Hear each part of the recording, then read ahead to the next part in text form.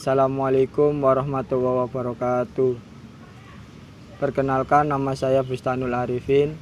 Di podcast ini saya didampingi oleh narasumber saya yang bernama Rudi Ngumbara, yang akan menceritakan tentang pengalaman berpetualang. Di sini saya akan bertanya-tanya kepada Mas Rudi Ngumbara, yaitu tentang pengalaman berpetualang. Pertanyaan yang pertama adalah, sejak kapan Anda mulai berpetualang?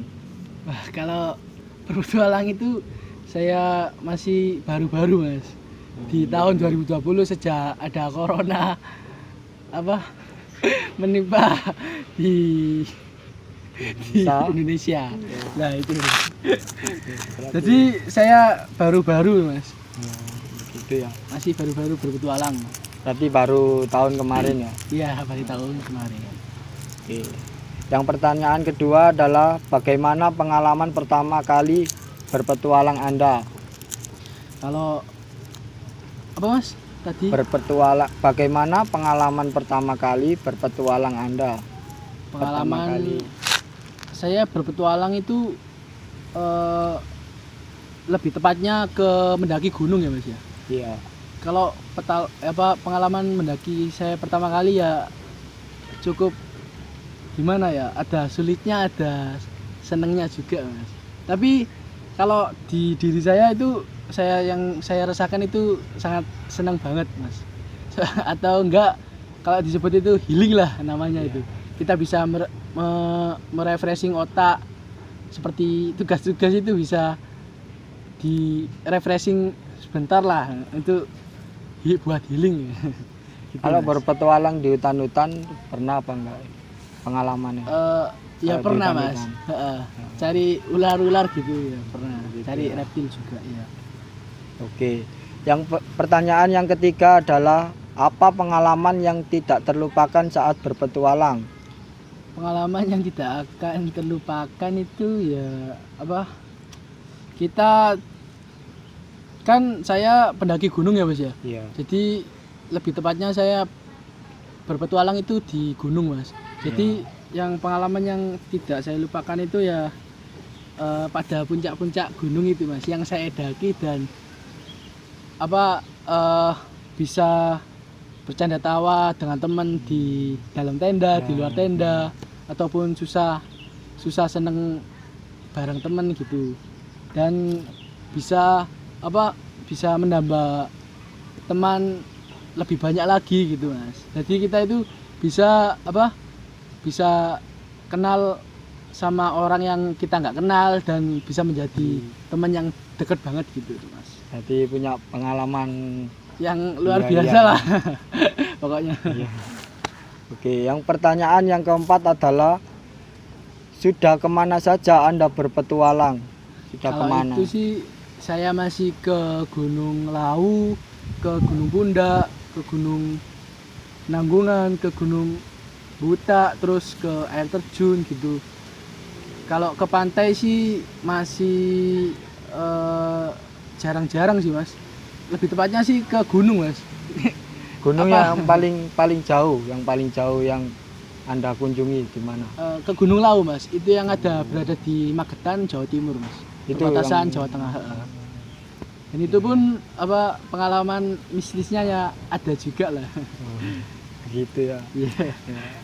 Pertanyaan yang kelima adalah, menurut Anda, apa pernah mengalami hal mistis saat berpetualang? Iya, pernah. Itu Iya. di mana itu? Gunung mana itu? Itu di Gunung Buta lebih tepatnya, yang ada di lokasinya itu ada di daerah Batu, Malang, Jawa Timur ya, teman. Iya.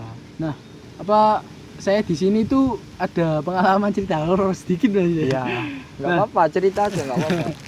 Di Gunung Buta ini kan ada ada sebuah padang savana ya. Iya. Nanti adalah foto padang savananya di sini. Iya. Atau disebut seperti lapangan yang sangat besar, Iya. ya kayak rumput-rumput gitu, Mas. Nah, itu kan di situ itu di Gunung Buta itu tempat pos berapa ya? Pos 6 kalau enggak, pos 7 kalau enggak, pos 8 itu, Mas.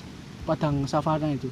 Nah, itu dibuat buka tenda ya. Iya. Nah, selepas malam terus kita summit muncak ke puncaknya, terus kita turun itu kita mau beres-beres tenda sama alat logistik sama alat-alat semuanya itu Iya. kita beresin sama Beresin. teman-teman. Itu sebelum kita beresin itu kita udah kena hujan ya. Iya. Hujan terus, habis hujannya terus kita packing. Pas packing, pertengahan packing ada bapak-bapak Mas. Iya. Ada bapak-bapak. Tapi logikanya bapak-bapak ini kan cuma bawa tas selempang atau tas kecil Mas di sini, Ya, tas di kecil ya. iya. Nah, bapak-bapaknya itu sudah berumur berapa ya? Sekitaran adalah 70-an. Ya udah kakek-kakek lah. Iya. Hampir kakek-kakek 70-an lah. Itu pun rambutnya sudah warna putih, Putih. ada jenggotnya juga. Dan jalannya punya udah agak Udah sepuh. ya udah sepuh lah dikit gitu. Nah, tapi itu Mas, yang di luar nalar itu yang nggak masuk akal itu gini. Nah, Gunung Buta ini kan jalurnya kan terkenal panjang ya, gunung panjang. Dan estimasi dari base camp dari bawah itu sampai ke padang savana itu 7 jam kalau enggak 7 jam setengahan kalau enggak 8 jaman. Nah, tapi bapak-bapak ini tadi kok cuma bawa tas lempang gitu aja. Kalau warga pun kan pasti Bawa ya tas yang ya iya. bawa air minum juga Iya. lah Mas, logikanya gitu. Nah itu cuma bawa tas kecil Tas, dan cuma bawa api tok. Nah itu pun cuacanya itu nggak mendukung, sudah hujannya udah agak reda ya. Iya. Terus akhirnya teman-teman saya itu lanjut untuk packing tenda sama packing logistik gitu Mas. Terus saya itu disuruh sama kakeknya tadi itu, sama bapaknya, saya disuruh fotoin. Saya fotoin, terus sudah beliau tapi tidak mengucap terima kasih Mas. Iya. Ya udahlah saya, ya udah biasa aja lah. Namanya juga penjaki, biasanya kan ya ada yang minta tolong fotoin gitu.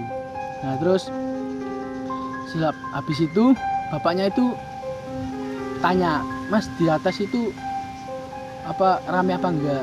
Saya jawab, ya udah sepi Pak, soalnya cuacanya udah gak mendukung dan hujan deras juga. Sampean mau kan saya tanyain ya Mas ya. Iya. Sampean tak mau naik ke puncak dah Pak? Iya Mas.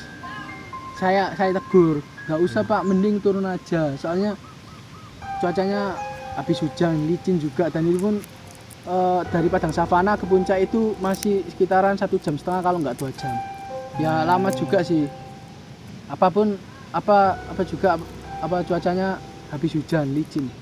Nah Akhirnya terus bapak itu ke atas. tapi maksain mendaki. ke atas. Tapi kan logikanya kan padang savana kan besar ya Mas. Iya. Saya sama teman-teman saya itu masih beberapa langkah dari tempat berdirinya tenda atau tempat dari kita beresin semuanya itu tadi. Iya.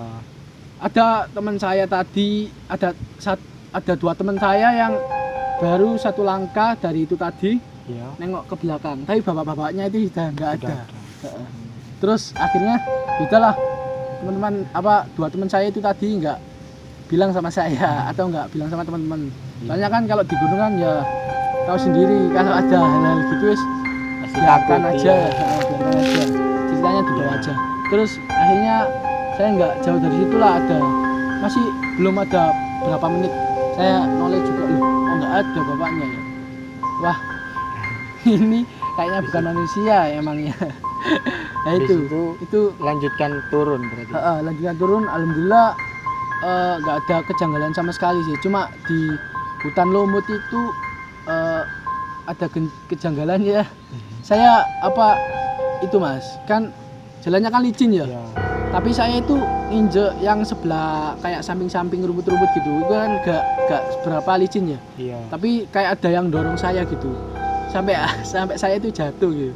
Sampai jatuh sampai saya ditolongin sama teman saya Mas. Nah itu Dalam keadaan licin itu. heeh, Iya, iya, iya. untuk pengalaman saya. Terima kasih Mas atas jawaban. Ini adalah soal yang terakhir Mas. Iya. Yang nomor 7 adalah pesan-pesan buat para pendaki atau para ekspor. Silakan diceritakan ke kamera. Barangkali ada pesan-pesan buat para pendaki atau para ekspor. Nah, Silakan. pesan-pesan buat para pendaki atau para eksplor gunung ataupun pantai ataupun air terjun gitu, kita tidak boleh merusak alam Iya. jika kita mau mengunjungi alam ya. Seperti kita di medsos kita kayak jaga lestari ya, Iya. tapi aslinya di balik kamera Iya. kita malah buang sampah Merusak, sembarangan. iya, Nah merusak, itu gak boleh ya teman-teman. Dan kita saran saya harus jaga sopan santun dimanapun itu, soalnya di alam semesta ini kita itu cuma tamu ya. Ya, Kalaupun titipan. kita mendaki ataupun ke air terjun ataupun ke pantai, kita harus mengucap salam dan kita harus jaga sopan santun karena kita itu adalah tamu. Iya. Sopan santun terus, dan kita tidak boleh membuang sampah sembarangan. Terus kita tidak boleh berkata jorok juga dan berkata kotor. Ya selebihnya, lebih tepatnya kita harus jaga alam lah, biar nggak rusak gitu Mas. Ya. Itu pesan dan kesan dari saya. Ya Mas, sudah Sedikit begitu. saja. Sudah begitu ya Mas. Iya. Terima kasih atas jawaban dari pertanyaan dari saya. Iya. Terima kasih. Di podcast ini saya berterima kasih kepada narasumber saya, Iya, sama-sama Mas Rudi Ngumbara, Iya. yang telah menceritakan tentang berpetualang pengalamannya mendaki, yaitu saat berpetualang. Terima kasih atas semuanya. Assalamualaikum warahmatullahi wabarakatuh.